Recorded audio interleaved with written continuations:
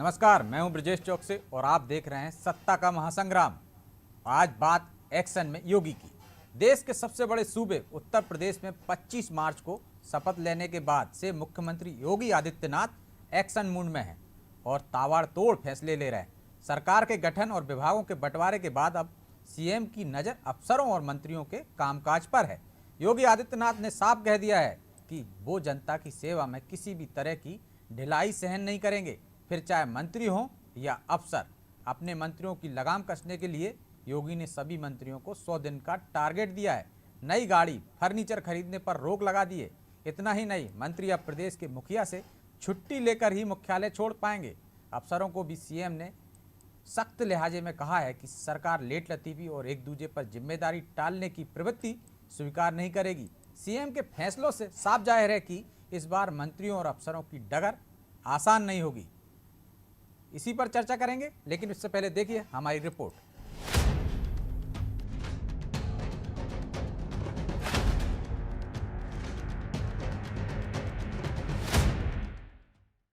जनता कभी नकारात्मकता को स्वीकार नहीं करती। जो प्रगतिशील होगा, जो लोक कल्याण का कारक होगा, जनता उसी को अंगीकार करती है। उत्तर प्रदेश के सीएम योगी आदित्यनाथ दूसरा कार्यकाल शुरू होने के बाद से ही एक्शन मोड में नजर आ रहे हैं। इस बार बुलडोजर बाबा की नजर कैबिनेट मंत्रियों और अफसरों पर भी है। मंगलवार को योगी ने फैसला लिया था कि मंत्रियों को अपने पुराने स्टाफ रखने की छूट नहीं होगी।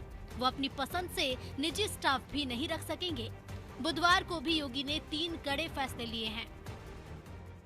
योगी के 3 कड़े फैसले। पहला फैसला, मंत्रियों को टारगेट। नवनिर्वाचित मंत्रियों को दिया 100 दिन का टारगेट। 100 दिन में मंत्रियों को अपने विभागों की समीक्षा करनी होगी। समीक्षा के आधार पर काम का बनाना होगा मास्टर प्लान। मंत्रियों को सीएम को 100 दिन की कार्ययोजना बतानी होगी। कैबिनेट के सामने विभागीय प्रस्तुतियां सिर्फ संबंधी मंत्री देंगे। दूसरा फैसला, सीएम से छुट्टी। मंत्रियों को यूपी से बाहर जाने की जानकारी सीएम को देनी होगी। दौरा सरकारी हो या पर्सनल, बिना बताए मंत्री बाहर नहीं जा सकेंगे। यह निर्देश सरकारी धन के दुरुपयोग और कंट्रोवर्सी से बचने के लिए है। तीसरा फैसला, फिजूल खर्ची पर रोक। जिन मंत्रियों के पास पहले से आवास है, उन्हें नए बदलाव की जरूरत नहीं। मंत्रियों के लिए नई गाड़ियां और फर्नीचर नहीं खरीदे जाएंगे। नए बंगलों में साज सज्जा पर ज्यादा खर्च नहीं करेगी सरकार। दूसरी ओर कांग्रेस ने पेपर लीक के मामले में योगी सरकार की शुरुआती विफलता बताई है। वहीं सपा ने सवाल उठाए हैं कि योगी सरकार महंगाई कम करने के लिए कितने दिन का टारगेट दे रही है। योगी जी ने अपने सभी मंत्रियों को 100 दिन का टारगेट दिया है। मैं माननीय मुख्यमंत्री जी से पूछना चाहता हूं, महंगाई कम करने के लिए आप कितने दिन का टारगेट दे रहे हैं? उत्तर प्रदेश सरकार महंगाई के लिए किस तरह का कदम उठाने जा रही है? उत्तर प्रदेश की जनता ने भारतीय जनता पार्टी को जनमत दिया है। अब जिम्मेदारी बनती है, मंत्रिमंडल का विस्तार हो गया है, मंत्रिमंडल के विभाग चेंज हो गए हैं, तो सरकार को काम करना चाहिए। आज जिस तरीके से पेपर लीक होना, तो सरकार की कहीं ना कहीं शुरुआत की विफलता है। योगी आदित्यनाथ ने वरिष्ठ अफसरों के साथ बैठक भी की, जिसमें कहा कि समस्याओं के निस्तारण की जवाबदेही तय हो। लेट लतीफी और एक दूसरे पर टालने की आदत से अफसर बाज आएं। बता दें कि पिछली सरकार में अफसरशाही को लेकर सवाल उठे थे। इस बार सीएम योगी इसको लेकर बेहद गंभीर हैं। मंत्रियों के बाद सीएम अब अधिकारियों को भी निर्देश जारी कर सकते हैं। अब देखना होगा कि भ्रष्टाचार पर जीरो टॉलरेंस और पारदर्शी सरकार की अपनी छवि को इस सरकार में भी बनाए रखने की कोशिश में योगी आदित्यनाथ कितना सफल हो पाते हैं। ब्यूरो रिपोर्ट, अनादि टीवी।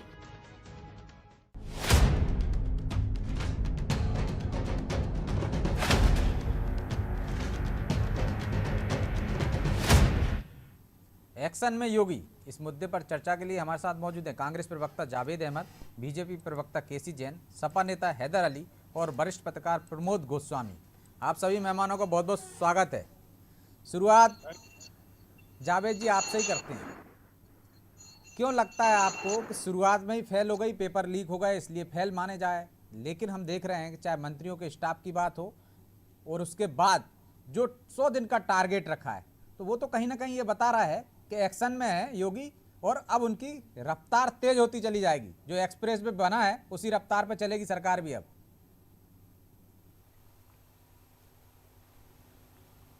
मेरे जो साथी भाजपा के बैठे हुए हैं, मैं उनको नई सरकार की बधाई देना चाहता हूं।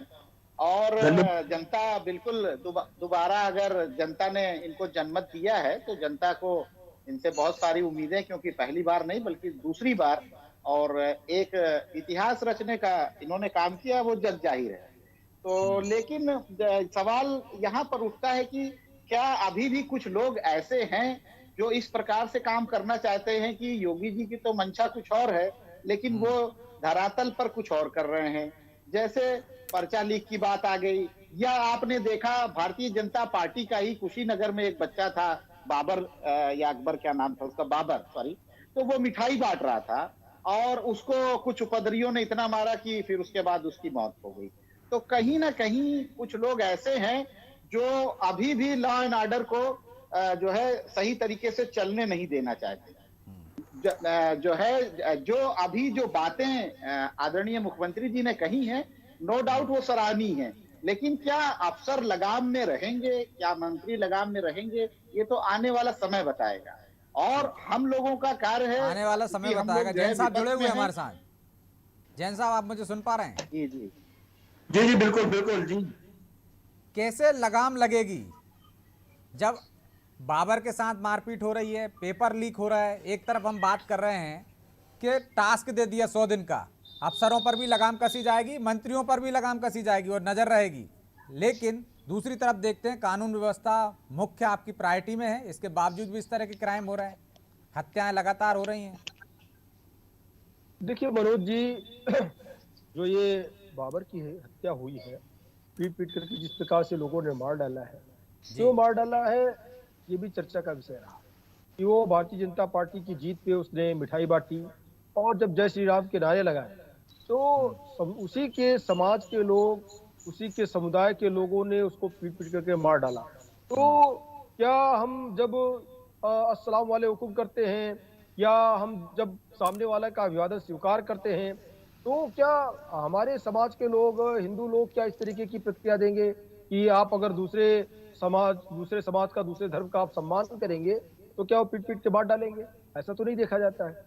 तो कुल मिलाकर के जो हमारे कांग्रेस के साथी ने जो बात कही कि अभी भी कुछ लोग हैं, जावेद जी की बात को मैं नकार नहीं रहा हूँ कि कुछ लोग इस मानसिकता के हैं, घिसी-पिटी मानसिकता के हैं, इस तरीके की मानसिकता के हैं कि अभी भी उनको नहीं लगता है कि हाँ, उनका कुछ इस तरीके की घटना अगर होगी तो उनको लगता है कि वो कुछ भी कर सकते हैं। लेकिन इसके बहुत सारे एग्जाम्पल माननीय मुख्यमंत्री योगी आदित्यनाथ जी तय कर चुके हैं, दिखा चुके हैं कि लॉ एंड ऑर्डर को, कानून को जो भी अपने हाथ में लेगा, जो भी उसकी अनदेखी करेगा और जो कानून के खिलाफ जा करके कुछ भी करने का प्रयास करेगा, उसके खिलाफ सख्त एक्शन लिया जाएगा। आप देखिए तमाम सारे जैन साहब एक्शन लेने की बात तो कर रहे हैं, आपने स्टाफ भी मनमर्जी का नहीं दिया मंत्रियों को, लेकिन 29 महिलाएं भी आपने हटा दी। दूसरा कि 10 मंत्री और दोनों डिप्टी सीएम भी नहीं चाहते हैं कि जो स्टाफ आपने दिया उनको रखना, वो अपनी पसंद का चाहते हैं। तो कहीं ना कहीं विरोध भी तो शुरू हो गया है। और जो आपने कहा कि बाहर जाएंगे, उत्तर प्रदेश से बाहर, तो अनुमति लेना पड़ेगी, तो कहीं ये तो डर नहीं है कि दिल्ली जाएंगे शिकायत करेंगे, तो इसलिए पहले से ही बैन लगा दो? नहीं, ये तो देखिए शिकायत करने की बात नहीं है। बात यह है कि फिजूल खर्ची को कैसे रोका जाए। माननीय मुख्यमंत्री योगी आदित्यनाथ जी का जो टारगेट है वो ये है कि फिजूल खर्ची को कैसे रोका जाए। और दूसरी बात ये कि कई बार ये भी देखा गया है कि कुछ मंत्री या कुछ विधायक अपने नंबर बढ़ाने के लिए या कोई बड़ा पद गेन करने के लिए, ये भी देखा गया है कि वो पता चल रहा है दिल्ली में पड़े हुए। तो जो जिम्मेदारी यहाँ पे मंत्री को मिली है, अगर प्रदेश को कौन चलाएगा, तो ये तो माननीय मुख्यमंत्री योगी आदित्यनाथ जी की दूरदर्शिता है कि उन्होंने इस चीज को ध्यान में रखा पहले से, और पहले से इस चीज को हो लेकर सकता है के पुराना अनुभव हो कि बार बार दिल्ली जाते हैं, एक माहौल बनाते हैं, तो वो माहौल ना बनाने दिया जाए इस बार। नहीं, बात ये नहीं है, बिल्कुल ये बात नहीं है। उन्होंने स्पष्ट रूप से कहा है कि हमें फिजूल खर्ची से बचना है, और जाने की बिल्कुल मनाही भी नहीं कि जाएंगे नहीं। जब भी आप जाएंगे, आप सरकार को जानकारी देंगे, विभाग को जानकारी देंगे, तब जाएंगे। आप अपने विभाग की को भी जानकारी नहीं दे रहे हैं, आप इधर उधर जा रहे हैं। विभाग का जब काम होता है तो 2-4-5 दिन करके अगर लेट लतीफ होगा तो पूरे कार्यकाल में 5 साल में कितना टाइम पीछे हो जाएगा। क्योंकि देखिए, मंत्रियों के पास बड़ी जिम्मेदारी है, हमें लगता है उनका एक एक मिनट महत्वपूर्ण है। ऐसे में अगर 1 दिन 2 दिन 4 दिन 5 दिन वो अगर हर महीने 2 महीने में बर्बाद करेंगे, तो ऐसे में जाहिर सी बात है कि कहीं ना कहीं जो काम है, काम में अड़ंगा लगेगा। तो मुख्यमंत्री योगी आदित्यनाथ जी नहीं चाहते हैं कि हमारे मंत्रिमंडल में कोई भी कार्य किसी भी मंत्री का लेट लतीफ हो। मंत्री का कार्य साफ सुथरा हो और स्पष्ट दिखाई दे, साथ ही साथ कहीं तो पर भी फिजूल खर्ची लापरवाही पर ना हो रोक काम है में। और पारदर्शिता लाना चाहते हैं, और जीरो टॉलरेंस भ्रष्टाचार के मामले में वो सीएम की मंशा है। वरिष्ठ पत्रकार जी, रजा जी, रिजवी जी। साहब हमारे साथ जुड़े हैं। एक चीज रिजवी और भी साहब, कही। एक के बाद चीज और एक भी योगी कही सरकार है। एक्शन में दिख रही है। मुख्यमंत्री जी योगी ने एक सरकार बात और के जो कही है। फैसले हैं योगी आदित्यनाथ के, वो चर्चा में बने हुए, चाहे स्टाफ की बात करें हम, और दूसरे दिन जब उन्होंने 3 बड़े फैसले लिए, फिजूल खर्ची पर रोक लगाने की, मंत्रियों को 100 दिन का टास्क दिया है, और उसकी हर महीने समीक्षा होगी। कैसे देखते हैं आप ये निर्णय को? देखिए, ऐसा है, ये निर्णय अगर आपको याद होगा तो जब पहला शपथ हुआ था योगी आदित्यनाथ का, उसके बाद भी ये उन्होंने 100 दिन का टारगेट दिया था। और ये 100 दिन का टारगेट हमें लगता है ऊपर से कहीं से है, कोई नया इनका नहीं है कि 100 दिन का टारगेट। और जो मुख्यमंत्री जी ने अपने मंत्रियों को बाहर जाने की और परमिशन लेके और संज्ञान में बता कर जाने की बात कही है, होता यह है कि कई ऐसे मंत्री हमारे नए हैं। जब मंत्री शपथ लेते हैं तो बड़े उमंग में होते हैं, तो अजीज हैं, रिश्तेदार हैं, मिलने वाले हैं, गाड़ी निकली और सर पर हूं हूं करती हुई निकल गई, मिले वहां, तो वो मदमस्त ना होने पाए। वो अपने जो उनका मूल कार्य है, जिसके लिए वो नियुक्त किए गए हैं, उस पर वो ज्यादा तवज्जो दे। इसलिए उन्होंने टारगेट 100 दिन का दे दिया है कि आदमी, जाहिर सी बात है, अगर मैं ही मंत्री बनता तो मैं चाहता भैया सबसे पहले अपने जो धर्म के हमारा मंदिर मस्जिद है उसमें जाके मत्था टेकें, उसके बाद हमारे पिताजी और माताजी नहीं है उनके कब्र पे निकल जाते थे वो मंत्री, करें, फिर उसके बाद आशीर्वाद जाकर लेने के के जो लिए है, तो अब जनता के बीच में जाएं, ऐसी मंशा है उनकी। हाँ, नहीं, जनता के बीच में आ जाए और जो उनको कार्य मिला हुआ उस कार्य को संपादित करें। इसको ये ना समझें क्योंकि मंत्री जो बने हैं बड़ी जिम्मेदारी है उनके ऊपर, छोटी मोटी जिम्मेदारी नहीं है। और ये कहा भी पहले दिन मुख्यमंत्री ने सदन के अंदर भाषण में कहा भी है साहब, अपने यदि विचार हर रोज की आप प्रगति रिपोर्ट लोगे, 1 महीने में समीक्षा करोगे, मंत्रियों को स्टाफ उनके मनमर्जी का नहीं दोगे, तो जो बात पहले कही जा रही थी पहले कार्यकाल में कि योगी आदित्यनाथ एकला चलो की रणनीति पे काम करते हैं, तो वही बात फिर आएगी कि ब्राह्मण नाराज हो जाएंगे। उनको आपने पद तो दे दिया, डिप्टी सीएम तो बना दिया, लेकिन बिना दंतविहीन शेर बना दिया आपने, कुछ कर नहीं सकते। मर्जी का स्टाफ क्या माने होता है? जो मंत्री है, अगर जो स्टाफ मिला है वो काबिल मंत्री है तो वो उसको उस स्टाफ से काम ले लेगा। अब जो ये कहना है कि ये डिपार्टमेंट अच्छा नहीं है, डिपार्टमेंट छोटा है, डिपार्टमेंट बुरा है, ऐसा नहीं है। धर्मार्थ का अर्थ ऐसे छोटे डिपार्टमेंट को भी काम करके लोग बड़ा बना देते हैं, ऐसा नहीं है। जो काम करने वाले लोग होते हैं वो काम करके उस डिपार्टमेंट को बहुत ऊंचाइयों तक पहुंचाते हैं। ये सही है कि पीडब्ल्यूडी मिला हुआ था, पीडब्ल्यूडी बड़ा डिपार्टमेंट था, सभी एमएलए उनसे जुड़ते थे कि हमें सड़क बननी है, हमें सड़क बना दीजिए। जाहिर सी बात है हर एमएलए चाहता है, लेकिन आप क्या समझते हैं ग्राम विकास कोई छोटा डिपार्टमेंट है? बिल्कुल बहुत बड़ा डिपार्टमेंट है, बहुत सड़कें बनती हैं, पंचायत से सड़क बनती है, ग्राम विकास से सड़क बनती है, ब्लॉक प्रमुख से सड़क बनती है। हाँ, क्या बहाने होते हैं? जो डिपार्टमेंट मिलता है उस डिपार्टमेंट में काम करके निखार करके लोग दिखा देते हैं कि देखो डिपार्टमेंट है।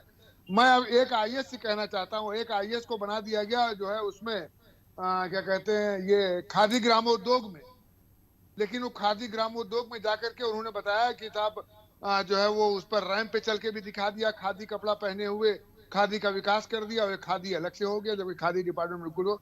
तो कहने के होते सिद्धार्थनाथ सिंह उसके मंत्री थे। तो कहने का मकसद ये है कि जो लोग जो डिपार्टमेंट को बिल्कुल निरी समझते हैं, काम करने वाला मंत्री होगा उस डिपार्टमेंट को ऊंचाइयों तक ले जाएगा, काम करने की अगर मंशा है। जी, सपा से हमारे साथ हैदर अली साहब भी जुड़े हुए हैं। हैदर साहब, अभी तो एक के बाद एक एक्शन मूड में दिख रहे हैं योगी जी, तो विपक्ष के पास तो अभी कुछ है नहीं है घेराबंदी करने के लिए, इसलिए विदेशी वाला ही मुद्दा उछाल दिया। देखिए, ये एक्शन मूड नहीं है, उन्होंने 100 दिन का टारगेट तो दे दिया, जो पिछले टारगेट थे उसका क्या होगा, इसका कौन जवाब देगा? जो स्मार्ट सिटी के वादे दिखाकर जनता को सपने दिखाए गए थे, और आज भी कम से कम हमारे शहर का हमें पता है कि हर 10 मीटर पे 10 गड्ढे हैं, उन गड्ढों को भरने का टारगेट पूरा कौन करेगा? सिर्फ बहानेबाजी, लोगों को दिखावा। अब तो जो 100 दिन का टारगेट है उसमें गड्ढे भरने भी शामिल होगा ना, पीडब्ल्यूडी मंत्री का, जिस डिपार्टमेंट के अंदर वो सड़कें आती होंगी उनका। जी जी भैया, जब पिछले 5 साल से नहीं भर पाए तो पहले उन टारगेट को पूरा करने का देना चाहिए था। बच्चे का आपने पुराना होमवर्क कंप्लीट कराया नहीं, नया होमवर्क ला दिया, तो बच्चे तो पागल हो जाएंगे। उसपे भी टीचर उनकी मर्जी का दिया नहीं तो कौन पुरानी क्लास का होमवर्क कराता है? जब अगली क्लास में चलेगा तो अगली बात करेंगे ना। जब जनता ने मोहर लगा दी आगे की क्लास में जाओ, आप आगे देखेंगे। सिलेबस तो अलग आ गया ना, संकल्प पत्र, ये तो सिलेबस नया आया है, बिल्कुल 139 अध्याय और नया संकल्प पत्र आ गया, उसकी बात करेंगे ना। तो उसी के लिए तो टारगेट दिया है। सिलेबस से काम होगा, वो सिलेबस आया था उस पर हो गया। जनता उन गड्ढों में जीवन व्यतीत करती रहेगी, उन गड्ढों से उन्हें छुटकारा दिलाने की बात नहीं होगी। फिर तो हैदर जी अभी से क्यों आशंका कुशंका कर रहे हो आप कि गड्ढे नहीं भरे जाएंगे? भाई जनता ने तो देखा होगा ना, गड्ढे भरने वाली सरकार है, तब तो चुना है। और जो 100 दिन का टास्क दिया है उसमें सारी चीजें शामिल हैं उसमें। आपके सम्मानित चैनल के माध्यम से माननीय मुख्यमंत्री उत्तर प्रदेश जी से ये निवेदन कर रहा हूँ कि पहले पिछला कार्य तो पूरा कराएं, अगला टारगेट बाद में थी। दूसरी बात, उनको कम से कम तानाशाही वाला। तो भाई तो जैन साहब कह रहे हैं कि नया सिलेबस मिल गया, अब तो नया संकल्प पत्र आ गया, उसकी बात करेंगे। नहीं, ये तो फिर वो जादू, वो पढ़ के पास हो गए भाई, वो अध्याय वो चैप्टर पढ़ के पास हो गए, रिजल्ट दे दिया, रिजल्ट हाथ में आ गया, उसी को आप लिए नए सिलेबस पे काम होगा। आम जनता ने रिजल्ट दे दिया कि वो सिलेबस जो था उस सिलेबस को उन्होंने पूरा किया, पढ़ा, पढ़ने के बाद मार्किंग मिल गई, फर्स्ट डिवीजन से ऊपर पास हो गए। अब नए सिलेबस पे काम शुरू होगा। मैं मान रहा हूँ, लेकिन जनता ने इस उम्मीद से पास किया है कि जो हमारा ये जीवन यापन है, जो इस कंडीशन में आ गया, इसे सुधार कर सकते हैं। तो सुधार करने की बात कीजिए ना, ये थोड़ी ना कि अगला टारगेट 2 दिन में टारगेट करेंगे, घर से नहीं निकलेंगे, घर से निकलेंगे। तो ये तो अच्छी बात है ना, जो अच्छे है हैदर साहब उसकी तो तारीफ कर दो कि लक्ष्य तय कर रहे हैं। जो लक्ष्य होगा उसको हासिल तो ऐसे ही करोगे आप, टारगेट दोगे, उनको कुछ बिंदु दोगे, संकल्प पत्र की शुरुआत एक दिन में ही थोड़ी नहीं हो जाएगा सारा। 5 साल के लिए वादे किए ना, तो क्या कर सकते हैं बेहतर, कौन सी कार्य की प्राथमिकता दी जाएगी, ये सब देखना ही पड़ेगा ना वहाँ। बिल्कुल सही बात है, लेकिन पिछले कार्यों का कौन रिस्पॉन्सिबिलिटी लेगा? मेरा सवाल सीधा सा भाजपा के प्रवक्ता महोदय से ये है। दूसरी बात कि आप उनके ऊपर तानाशाही तो अपने ही भाई तो जैन साहब कह रहे हैं नया सिलेबस आ गया, नया संकल्प आ गया, उसमें तो जनता ने मोहर लगा दी पिछले कार्यकाल की, तो अब उसकी बात करो ना। देखिए, जो पिछले मैं आपकी मोहर को मैं भी स्वीकार कर रहा हूँ, इनकार थोड़ी कर सकता है। लोकतंत्र है, लोकतंत्र में जब हमारी जनता ने उन्हें सत्ता की चाबी सौंपी है तो मैं भी उसे स्वीकार कर रहा हूँ। लेकिन जनता के साथ धोखा ना हो, दिखावा नहीं होना चाहिए, कार्य होना चाहिए। हमारा तो आप कैसे कह सकते हैं दिखावा? जो प्लान है उसको लगातार चलाया जा रहा है। ठीक, जैन साहब जवाब दे रहे हैं आपकी बात, जैन साहब जवाब दे रहे हैं। जी जैन साहब। जी देखिए 33 से ज्यादा नए मेडिकल कॉलेज दिए हैं, और जब समाजवादी पार्टी की सरकार थी, इसी उत्तर प्रदेश को बीमारू राज्य बना करके छोड़ दिया था। तो चाहे चिकित्सा के क्षेत्र में हो, 5 लाख रुपए का जो आयुष कार्ड बना है, जो चिकित्सा सुविधा दी जा रही है, चिकित्सा सुविधा दी जा रही है।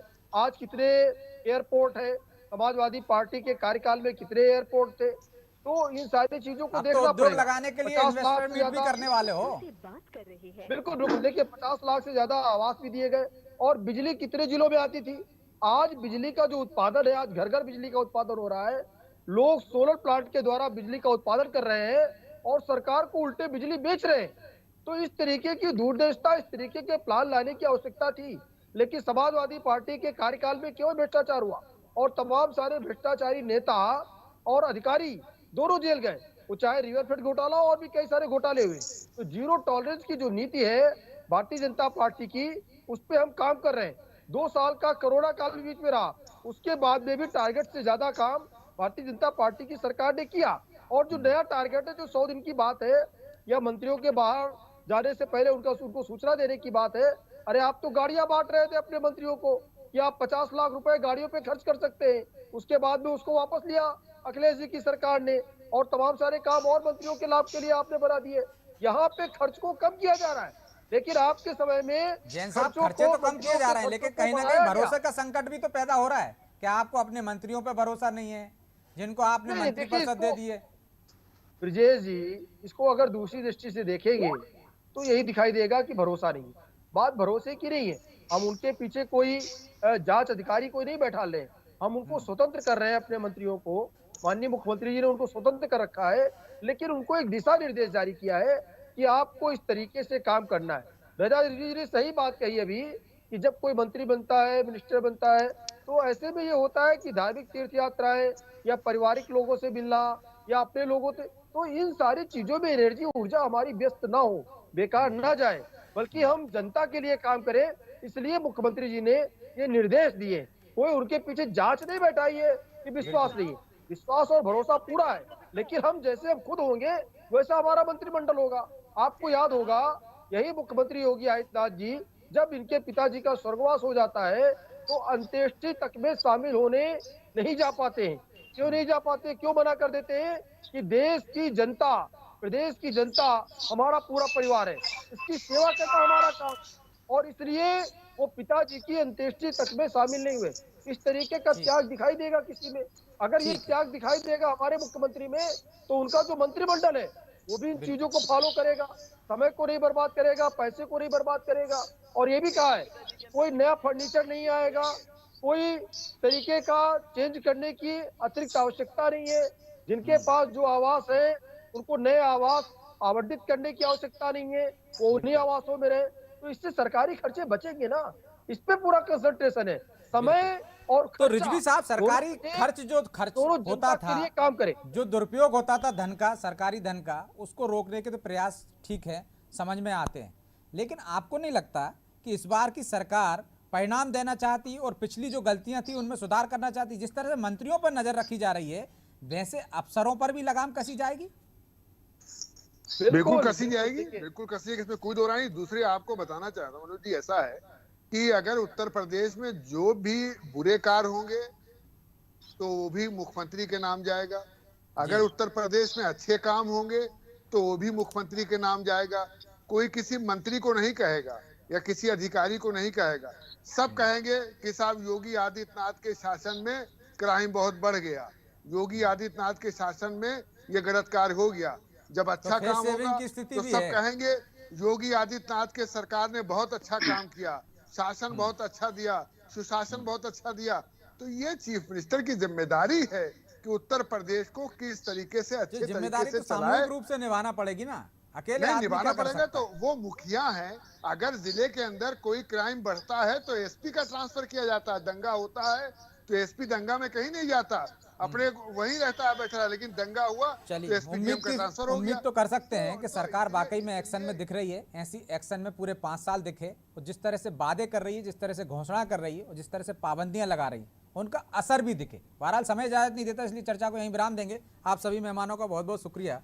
तो एक्शन में योगी लगातार एक के बाद एक अपने फैसलों से चौंका रहे, लेकिन जनता को उम्मीद है योगी से कि वो जो निर्णय ले रहे हैं वो धरातल पर उतरेंगे।